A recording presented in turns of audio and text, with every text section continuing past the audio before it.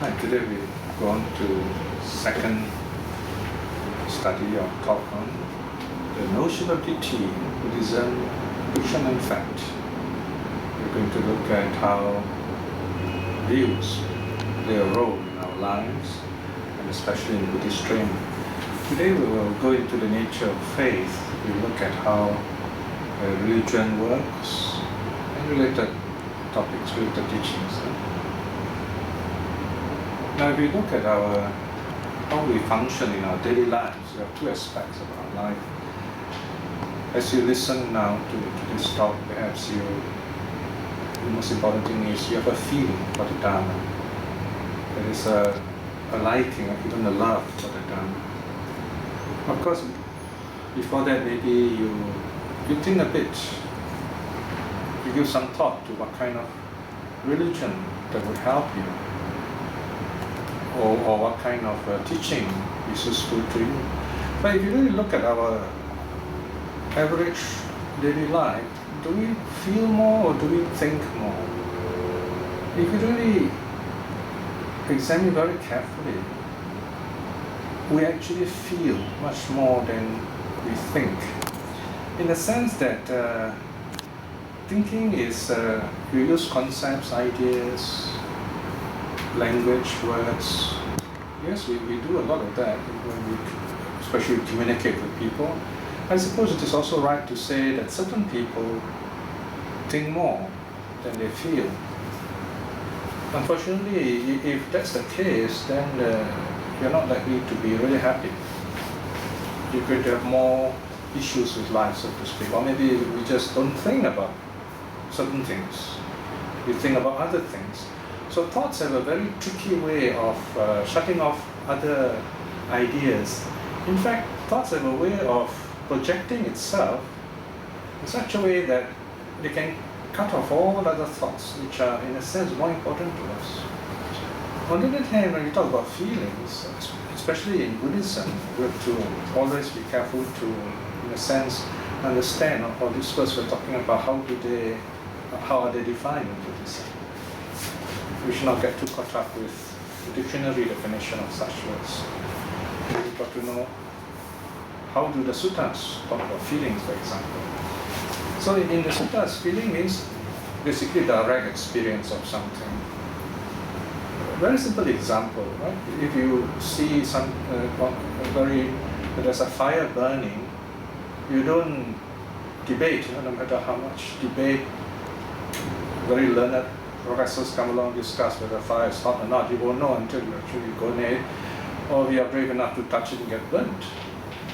So there's feeling involved there. So in our lives also, if you see Four Noble Truths, for example, right, how our life is experienced with the Four Noble Truths, we're talking about feeling. Suffering is a feeling. It's not a concept, an idea, although many of us talk of the Four Precepts as if they are purely philosophical ideas. We know it is painful. We don't debate about this. We have felt this before. And then we know, or we try to understand how craving brings about suffering. Craving is a feeling. And then we try to remove this craving by being joyful. Because if we are truly joyful, then these lower cravings won't trouble you because you have a higher sense of joy. And finally, you are happy. So all these words are feeling words in the Buddhist sense. So this way, when you talk about faith, what I've just said is very important, okay? Because very often religion talk about faith. In fact, instead of the word religion, we often use the word faith. So faith is a very important aspect of religion, but it depends on how each religion defines faith and where the stress is. So there are two places where faith can be stressed. One is what is called the cognitive aspect, and the other is called the affective aspect, thinking, feeling, if you like, or through ideas and through direct experience, feeling, direct experience. In the God religions, dogmatic religions, but they are fixed ideas. the faith tend to be cognitive, tend to be top-down, in other words. It is in the holy books. So the teacher, the pastor has told you so, so you better believe it. So you should not argue too much. It doesn't matter whether you understand it or not. In fact, the less you understand, the better. And just follow what you're told. So that is the God religions. Whereas in a Buddhist faith, it's more effective. You should feel happy. For example, some people like to ask me, how do I know my meditation is working? I say, very simple. If you're happy when you're meditating, right? You don't argue about it, whether it's right or wrong. You feel it, you know, if you're happy. So same thing. Why do you have faith in Buddhism, in the Dharma? You feel happy. You feel good about yourself. Why is it good to do good? Because you feel happy. If you do bad, you feel bad. That's the natural way of things. Yes, at first bad people seem to prosper, we seem to enjoy doing bad things, but the cost is very high. So if we look back, we look at the bigger picture, it's no fun doing bad things. Of course, we need to learn, because some people, they don't know this. They talk a lot about it, but they never really experience it. In fact, most of us, I might even say most Buddhists, have not really suffered very much, especially people in Singapore. I mean, the worst thing we suffer is a bit of stress, work stress perhaps. But we've not really suffered. There are no earthquakes here, no tsunami, no big problems. We just have heavy rain, a flood here and there, and then we kind of get very unhappy just because of those things. If you have really suffered, like the people in Japan, with the tsunami, people in Hong Kong, and other countries, then you find that the people are more close together. They somehow learn to survive, to be kind to each other, to take care of each other, to be aware of one another. Otherwise you become very isolated islands. Neighbors don't even talk to neighbors, and so on. Right? So this is a very common thing in a crowded place like Singapore right now. So these are things we have to work with. We have to work on our feelings. So in Buddhism, this faith as feeling, faith as direct experience is a very important aspect of understanding the truth, of having right view. So in other words, we see something and we see, wow, this is beautiful. We have faith in it.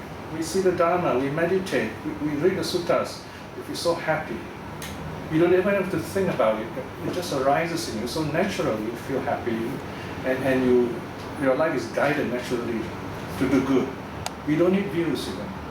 Of course, here we're jumping ahead a bit, because we work with views when we talk to people in our daily life. It's good to understand how views come in, when can they be helpful, when they're not helpful. So this is where, in many ways, the kind of faith we have of the first kind, the cognitive kind, tends to be based on how we view things, on likes and dislikes. That's one simple way we can understand nature views. Something you like, something you don't like, something you don't care about. Three kinds of feeling: pleasant, unpleasant, neutral. So very often we might follow a religion. Why? Because, oh, I like this, what you say. But the liking here is not a real good feeling. It's a sense of, oh yes, my ideas are endorsed by this preacher, endorsed by this pastor, endorsed by this monk or nun, and so we follow. I mean, if you're the kind of person who loves money, you probably would love going to the mega churches, for example. We also have mega temples, by the way. You can go to mega temples, and learn some Buddhism from there, and then see what happens. So this is where, if we have this liking and disliking, you're going to get exactly what you want, so to speak. In other words, if you pray hard enough, you get what you want. The problem is, when you get what you want, you begin to notice it's not really such a big deal after all. When you get bored and you think of something else, you want something else. Of course, the other thing, if all the prayers of the world are answered, it's going to be real havoc, the kind of things we pray for, or the kind of things we want to happen to people we do not like, it's very frightening.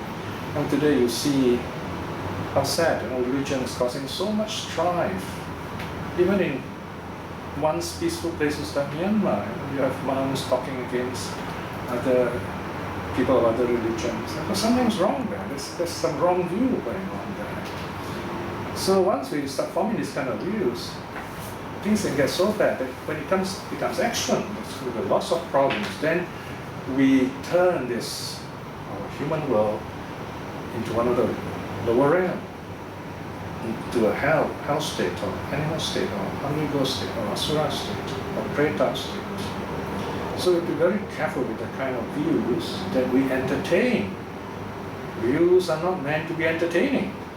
They're meant to be educating. They're meant to open our eyes so we can see clearly what's going on.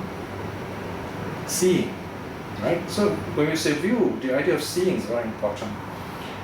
In a sense, we can say view is always narrow. View is always one aspect of things. That is why it's always wrong in manner of speaking. All views are wrong in manner of speaking because we don't see the whole picture, right? Of course, a view of something that's hell, if you take it as a view, if you understand, yes, it's provisional, very important, provisional. Provisional means it's a tool. It is useful for the moment. It is a journey, a path, marga, eightfold path. You have to walk that path. The right view is the first, the leader. So we have to follow the leader, so to speak. And you can't stop, right? So if you say, that's it, this is right, and all else are wrong, then you're kind of stuck there, you stay there, not moving. And of course you have a problem.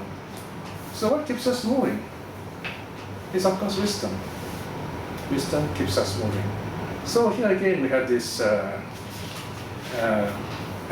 figure of vision, right? Wisdom is also a vision. You see ahead. So you see ahead. It's just like, you want to climb a mountain, so you have come to this border town and you can see the mountain in the distance. Okay, that's our goal. That's the mountain we're going to climb. So you have this vision.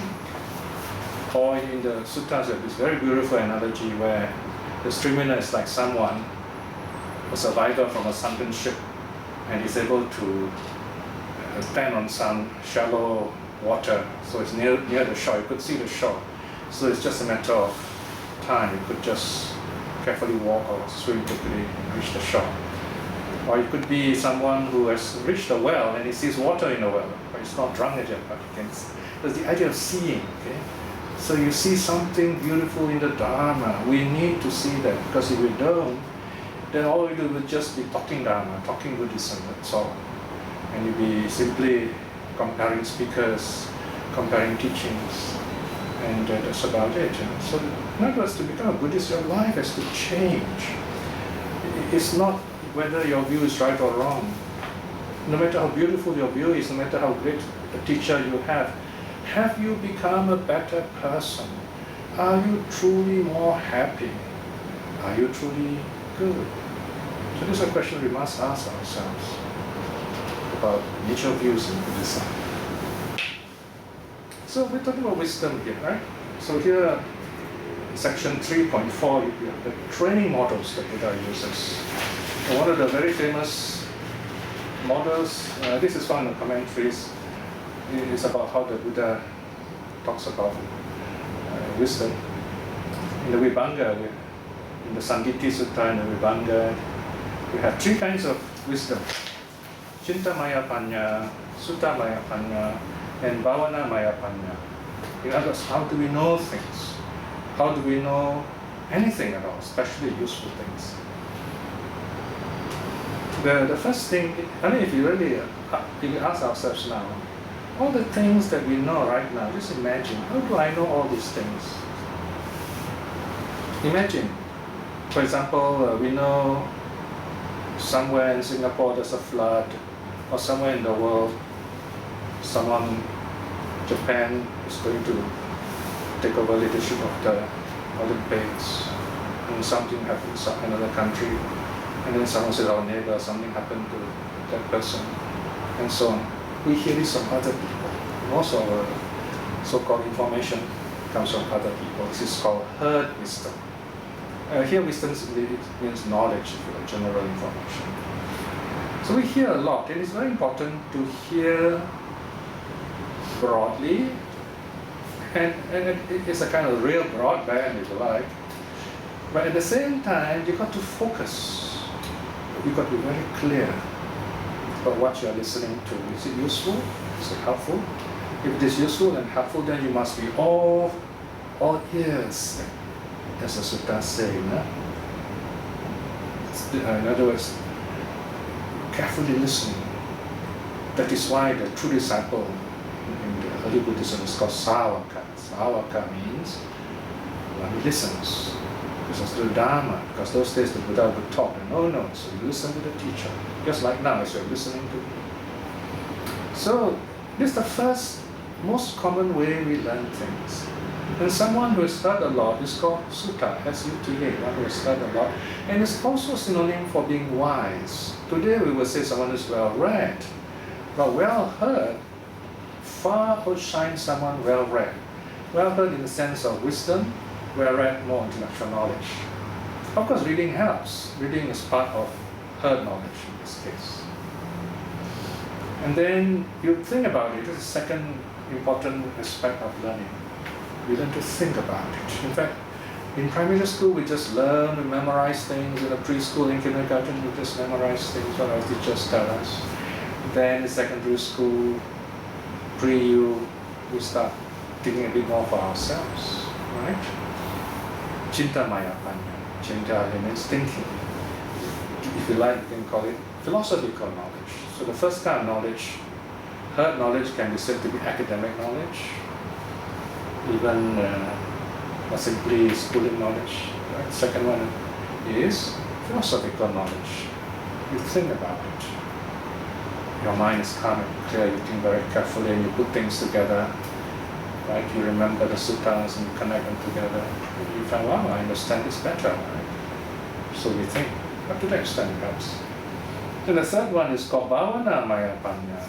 Bhavana, cultivation. Bhavana is a special Buddhist term for meditation. Of course, here meditation we can take it as in the broad sense, including mindfulness and sitting meditation and dhyana. Of course, some of us are very worried. We can't attain dhyana. We're so unhappy about it. And we think that we are useless as Buddhists. Not at all. To be honest with you, not many people can attain dhyana. Not many monks today can attain dhyana anyway. But the important thing is being mindful is key to this kind of wisdom. In other words, bhavana also includes mindfulness.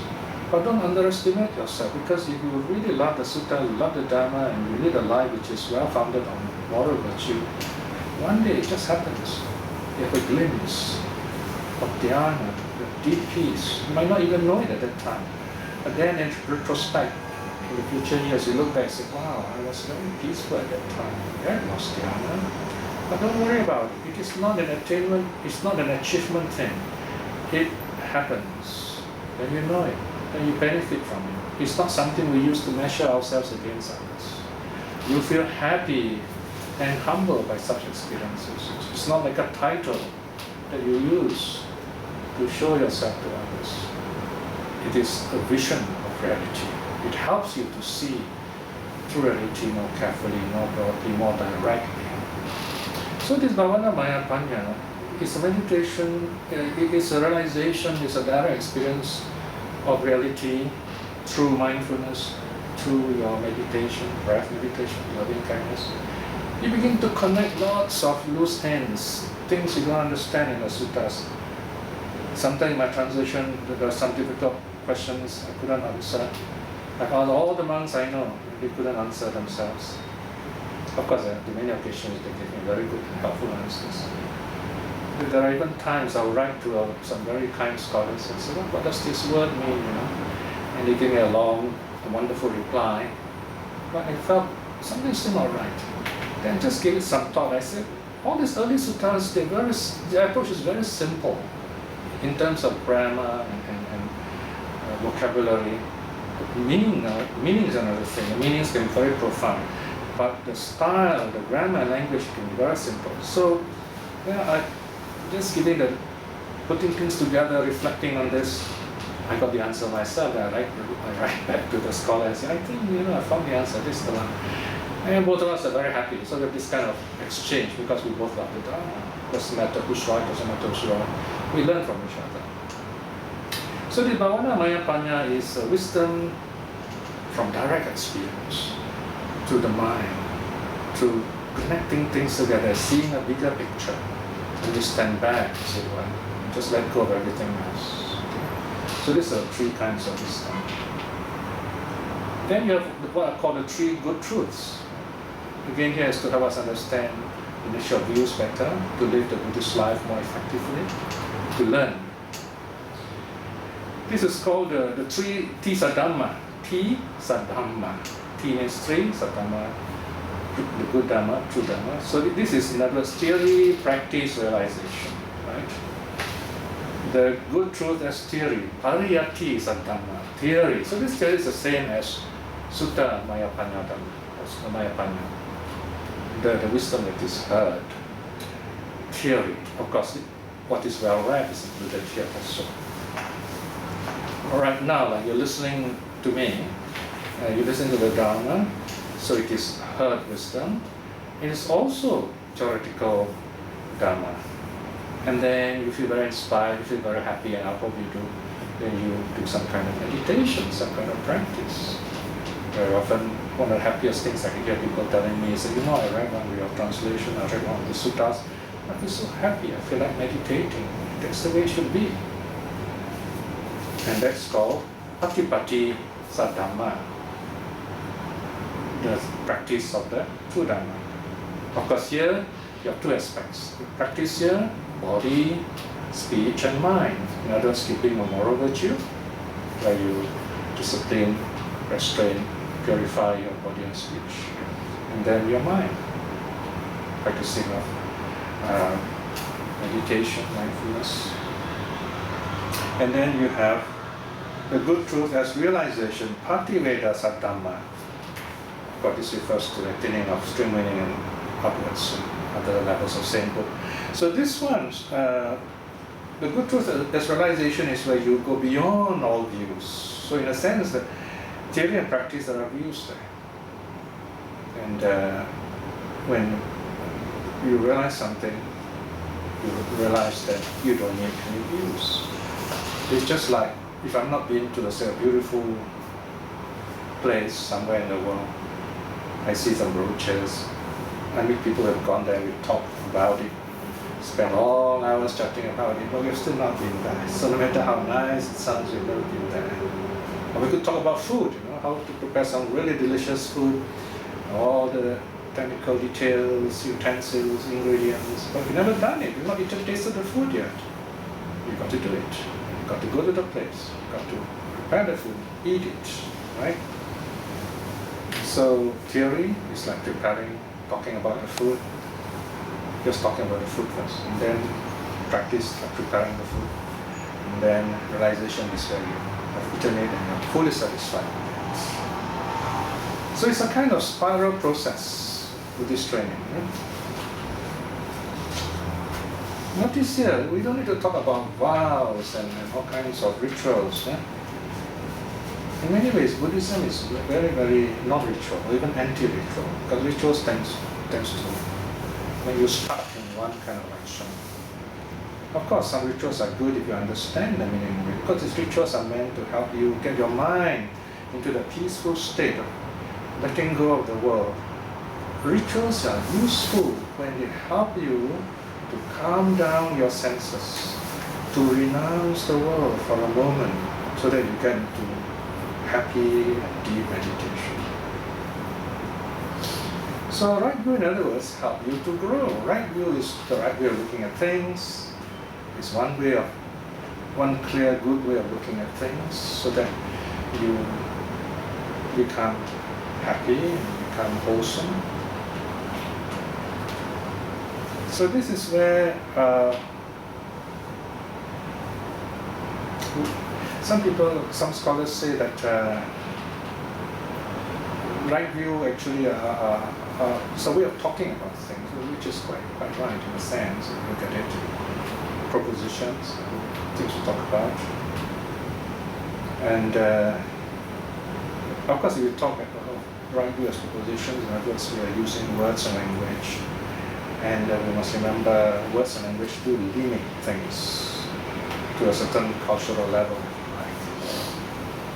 So, and also, there are many ways of looking at something. So we often talk of right views. So you have, in a sense, if you like, the first Buddhist training is to identify wrong views, which cause suffering. And then we use right views to, in a sense, push away the wrong views. Right? But right view, on a deeper level, as we go along in the next talk, for example, you will see that right view is often in the singular, right view. Okay? There's only one way of looking at things, in a sense. But this right view is not exactly a way of looking. In a sense, right view is singular because it's no view. But this is a bit deep and tricky, so we will leave this discussion a little later to another talk, maybe the next one. Here we will still look at how do we live with right views? How do we avoid wrong views and live with right views, so to speak? Now, wrong views are wrong for one very simple reason. We cling to it. Clinging. Why do we cling to it? At first, as our minds grow, as we mature as teenagers, young people, we go to colleges, universities, our mind becomes mature, we can think better, then we have all kinds of ideas. And very often, if we are professional people, we try to squeeze Buddhism into this professional mold of our lives. We try to see Buddhism from our professional training, which is fine, which is good, if you are able to see some real beauty in the Dharma. But that's not all in Buddhism.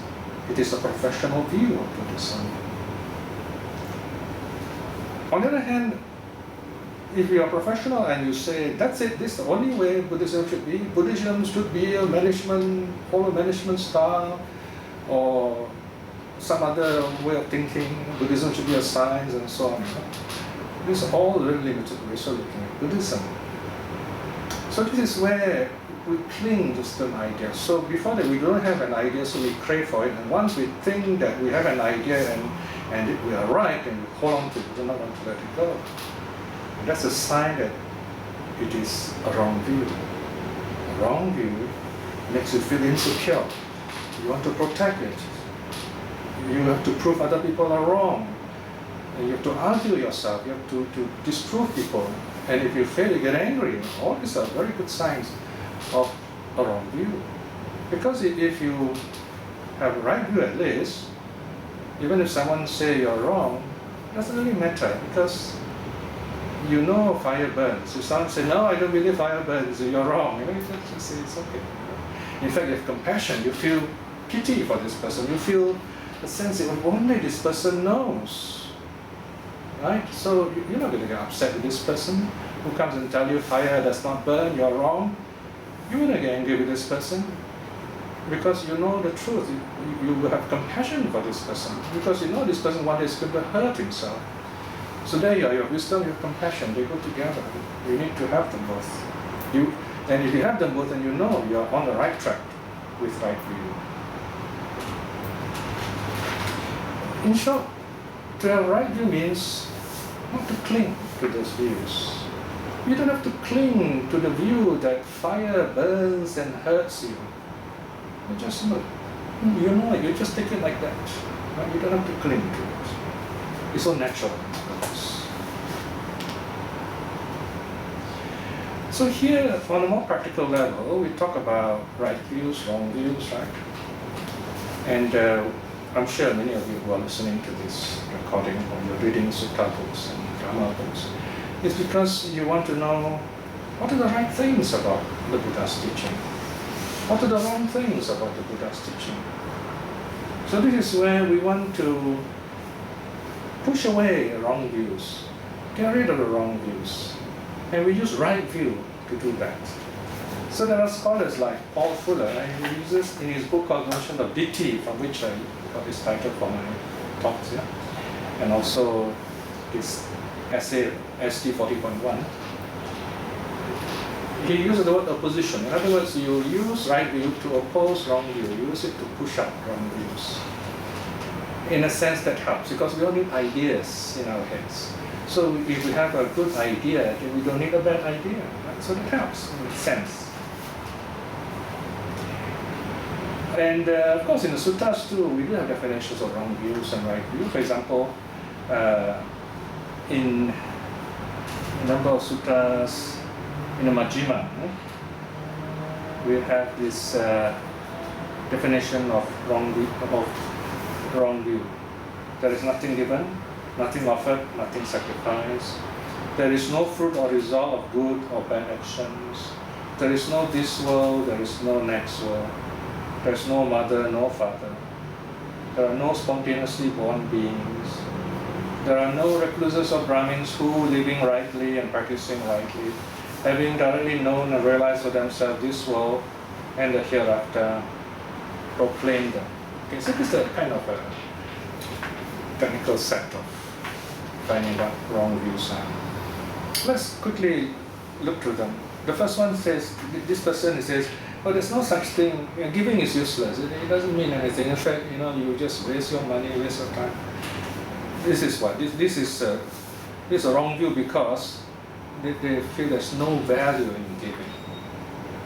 In fact, in many religions, giving is a very basic virtue.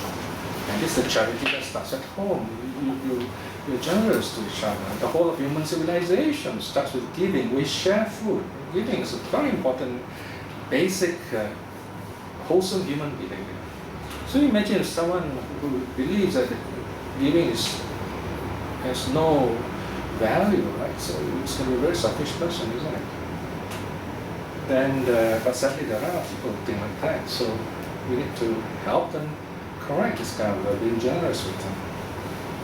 Number two, there is no fruit or result, good or bad action. Some people like to say, oh, there are no good or bad actions. Whatever we do are all relative, Well, this is a very dangerous remark because then we might get into trouble and someone will tell you, oh, that's relative, In other words, we say there's no such thing as good or bad. So in other words, if I were to punch you, it's neither good nor bad, right? Well, I don't think we think that way, right? You say it's bad, I'm hurting, I'm in pain, for example. So this is against karma. I'm just giving a very brief summary here because the details have been discussed elsewhere. Number three, there is no this world, no next world. The commentary explains this as a kind of materialism. There's only this world. So if I'm here now, there's no future. This is the only life I have. And when I die, that's it. I won't be reborn. So very materialistic. I call it the M1 philosophy of life. In other words, this is the only life, so do your best, make as much money as you can, and so on. So there are lots of moral problems with this kind of idea, because people will say, if I do something bad, I don't get caught, and then I die. Why do I bother? Right? So, for example, you have those in the UK, for example, they caught a number of celebrities who were molesting children, and they didn't know until it was too late, and this person already died by then. So people were really horrified and very angry about this. Right? So can you imagine that kind of philosophy? It's really make us feel rotten to the core, isn't it? So, and then there are those who say, okay, they're reborn in the future world, and this world doesn't exist. This world ceases to be. Now this is a big question about consciousness. Now whether if I close my eyes, the rooms around me still exist or not. In Buddhism we say it still exists, right? So these are basic philosophical ideas which we need to understand. That things around us exist on their own, so to speak. But what we must deal with are our senses, how we sense the world. That's what we need to deal with. We should not disturb the world, so to speak. We should deal with our senses. Right? Now the next one is very interesting. Number 5. Number 4. Number 4. Okay, number 4 is there is no fruit of good. No mother, no father. Sorry? There's No mother, no father. All right. So in other words here, it's no point doing anything good to parents. And parents are just names, you know. But one of the key ideas in a human society is parents. Parents give us our identity, how we relate to other people. The family starts with the parents, and that's how human culture is handed down to us. So it is a very cornerstone of the family system. So we need to accept this importance and centrality of parents and family. And this is the value of a healthy family. Number 5 is spontaneously born beings, opapatika. That is a very interesting term. There are 3 important aspects you must know here. Opapatika comes from the word upapati, rebirth, that which is reborn. So the first sense we normally hear about is opapatika refers to the non-returner. The non-returner is not reborn. Okay, so that's the first technical term. And then we have opapatika also used more broadly in the sense of referring to all beings that are born, all divine beings and hell beings. They are spontaneously born. Okay? So it's another technical term, but broader. But I think in this connection, the oldest sense of it is the broadest meaning. It simply means that there is rebirth. So here, where this wrongview is concerned, this person rejects rebirth. He says, "Oh, I don't know. I come through rebirth, so I don't believe in it." Something like that. Yeah. So, of course, in Buddhism, you have a choice. If you say, "Well, I don't think I can believe in karma and rebirth as yet. I like to put it on hold for the moment." Well, you can do that. But I think there's a better way. Why can't we accept something provisionally? Right? For example, we can argue in this way. The other choice is to explain everything as created by God, ruled by God. But it's a very difficult, problematic idea to use a God idea. On the other hand, if we say karma, rebirth, there are better alternatives. There's a better way of explaining why things happen that way. It may not be, we might not be able to scientifically prove these things, but definitely it's a very useful hypothesis. And I'm sure the Buddha has good reasons to make the statement that these 2 beliefs are very important. So I don't really see the reason that we should reject this teaching, especially to make it so, like I say, it sounds so important that we want to reject these 2 very vital points in Buddhism, which are actually defining definitive teachings in Buddhism. So, in other words, you can say these are teaching models that Buddha uses, so that we can understand, we can distinguish between wrong views and right views. Yeah? And if we see things more clearly, then we are said to have attained, we are accomplishing views, ditti sampada, or accomplishment of wisdom, panya sampada, or even purification of view, ditti visuddhi. Just to show how important it is to have a clear understanding of teachings, in other words, or it is even provisional understanding of teachings, so that we can keep our precepts well. We use them in the service of greater wisdom, and this wisdom brings us greater happiness, greater liberation. So having right view helps us, for example, to see, as defined in Digajana Sutta, 8.54, is to see the rise and fall of things.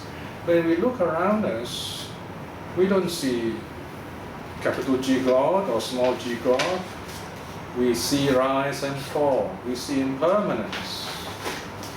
Impermanence. Seeing it lies wisdom.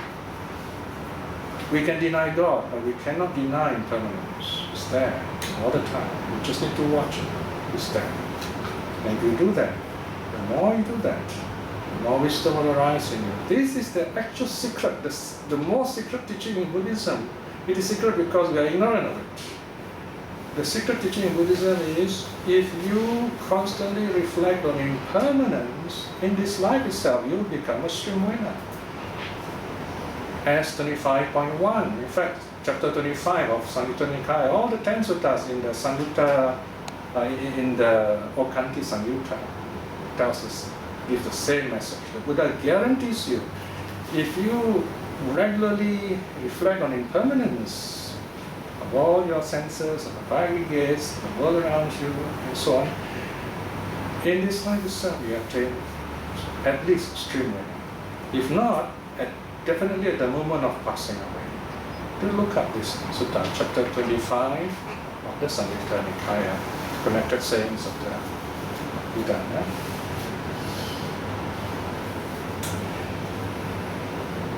So, one way we can look at right views is to say that they're not wrong views. So in many ways, negative language is very helpful here. It is not killing, not stealing, not committing sexual misconduct, and so on, right? Those are of the body, right? And then not lying, not having wrong speech, and so on. And then you have the 10 causes of good conduct, right? And you have not having wrong views, things like that. So this is, we begin our training by not doing this. It's just like you are traveling, right? Then your guide or your friend will tell you, don't do this, don't do that, right? So you're very careful. We start with that, but we don't stop there. So in that sense, we use apophatic language or negative language to avoid negative things. Then as we begin to understand the nature of right view, and the road parable here helps a lot. You stick to only one road, the middle way. You follow this one way, right? So in that sense, the right view is singular. There's only one way to go, which is forwards. And here what's interesting is right view tends to make yourself very peaceful. You're very peaceful when you have right view. And wrong views are like gate crashers. You're always trying to come in and mess up your inner stillness. So we want to keep them outside, not to let them go through our senses, right? Wrong views flood our minds to our five physical senses.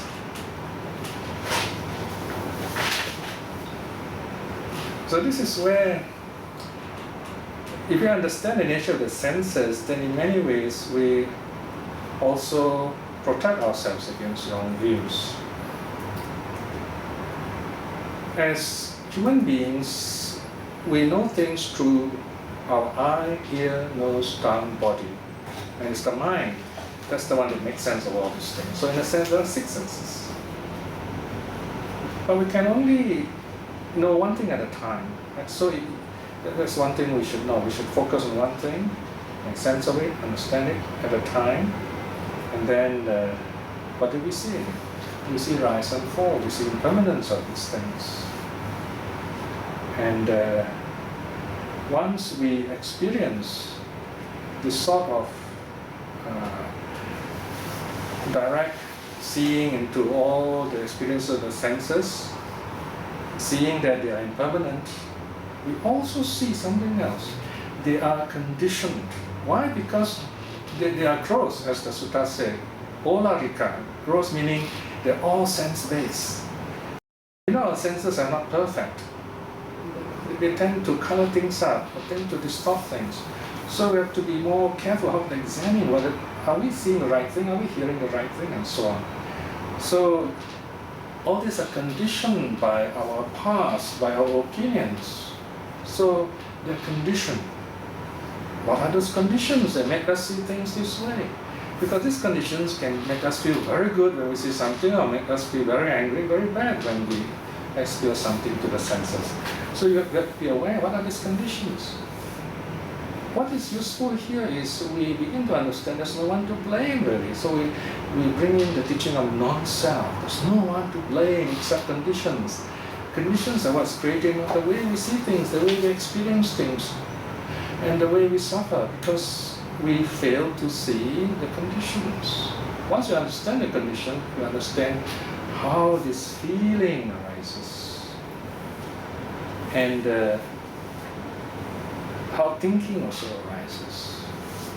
Now here there's a very interesting difference, very important difference between thinking and feeling. Thinking means to put in more thoughts until it explodes to a proliferation of thoughts.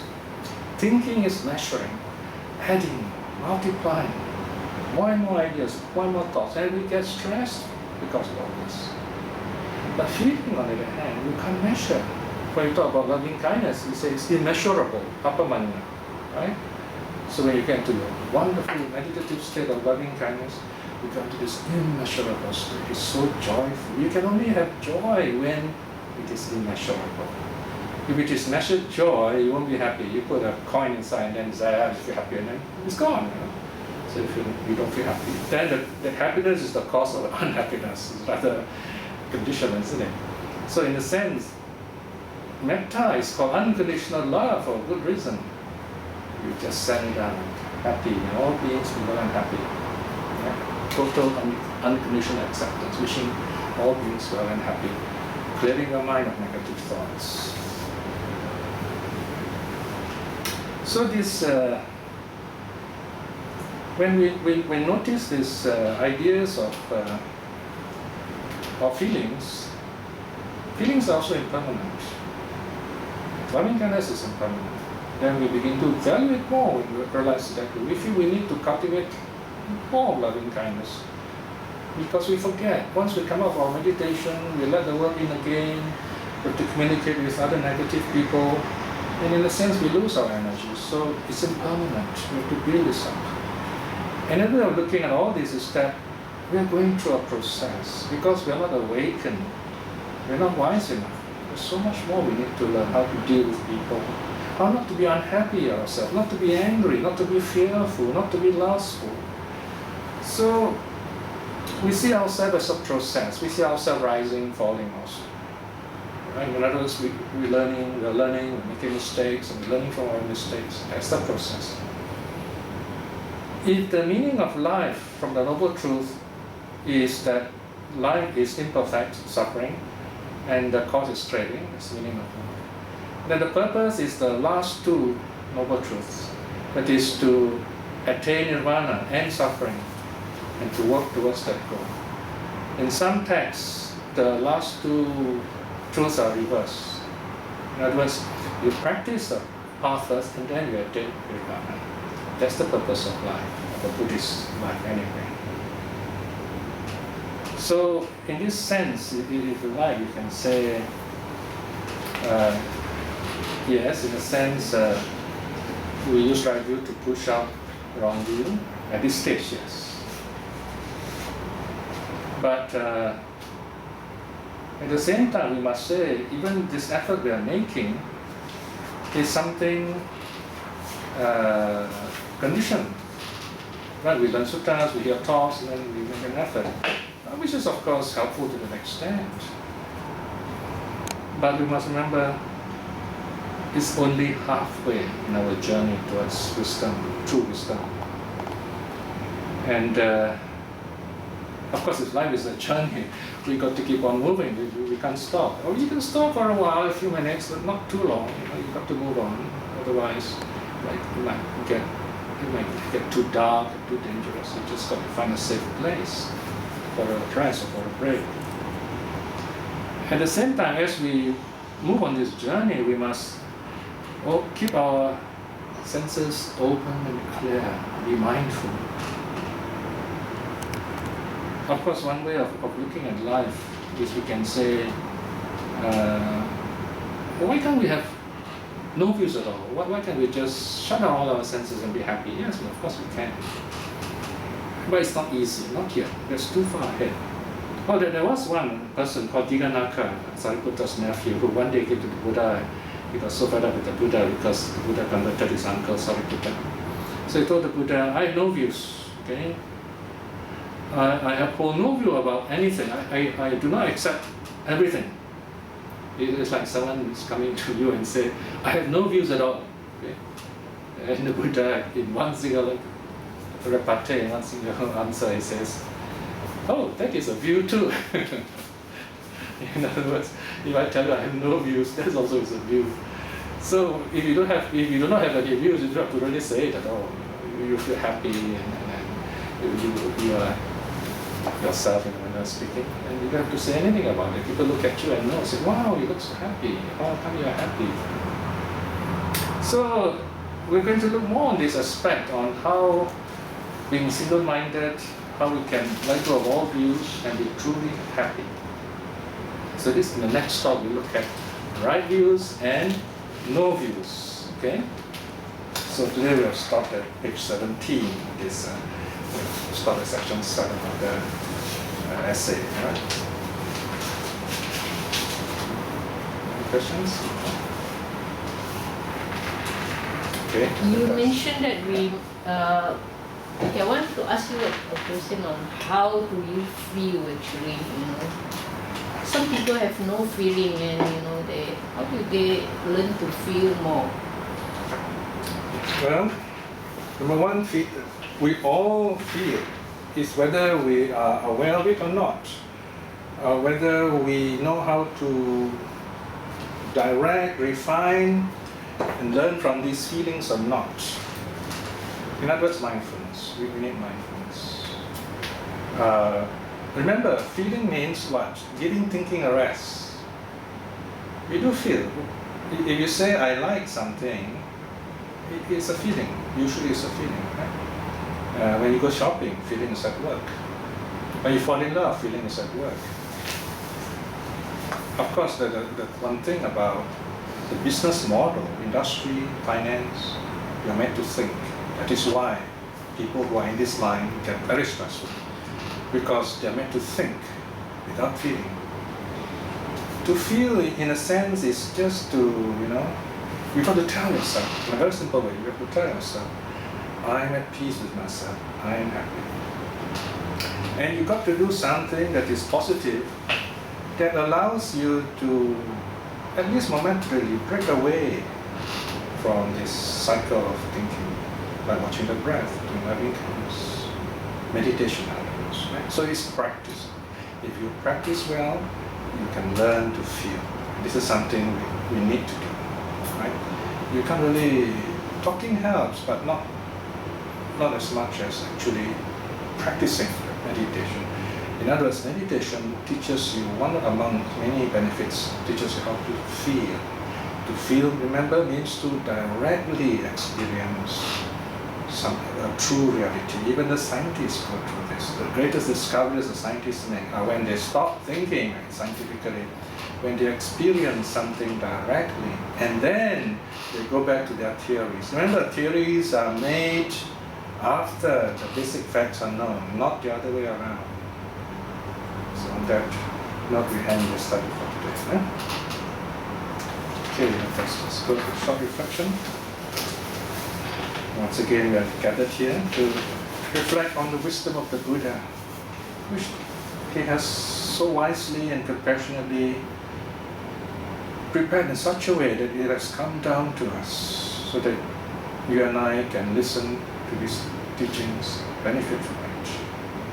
Reflecting in this way itself gives us a sense of wonderful security and joy.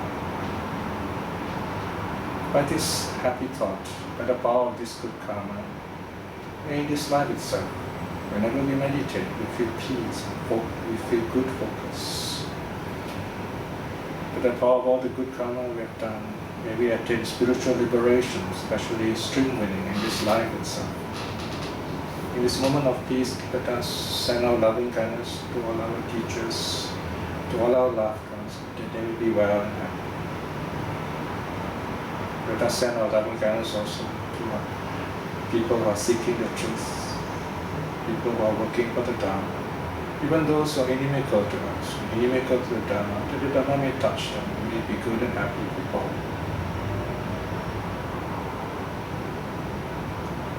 May all beings be well and happy. Sadhu, sadhu, sadhu.